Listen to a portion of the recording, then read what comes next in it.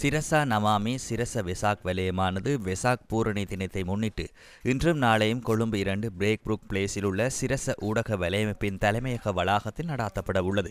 நெல்லிகள சர்வதேச பௌத்த மத்திய நிலையத்திலிருந்து புனித சின்னங்கள் கடந்த 9ஆம் திகதியிலிருந்து ஊர்வலமாக எடுத்து வரப்படுகின்றன.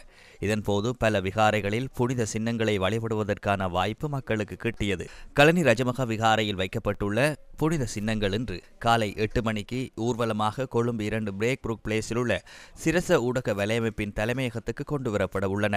காலி பிரமானந்த ரஜமகா விகாரையில் வைக்கப்பட்டுள்ள புனித சின்னங்களும் சிரச வெசாக் வலயத்திற்கு கொண்டு வரப்பட உள்ளன. இதனைத் தவிர வெசாக் பெரஹரா, அன்னதான சாலைகள், அலங்கார பந்தல்கள், பக்தி கீத நிகழ்ச்சிகளும் வெசாக் வலயத்தில் ஏற்பாடு செய்யப்பட்டுள்ளன. சிரசா நமாமி சிரச வெசாக் வலயத்தின் வெசாக் பெரஹரா இன்று இரவு 7 மணிக்கு ஆரம்பமாக உள்ளது.